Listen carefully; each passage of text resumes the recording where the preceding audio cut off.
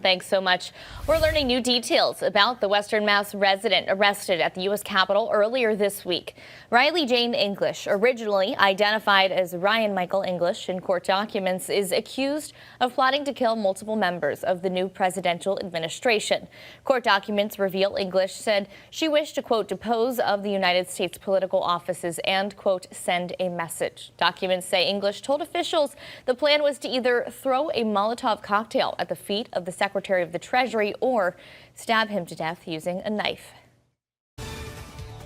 Three of President Trump's most controversial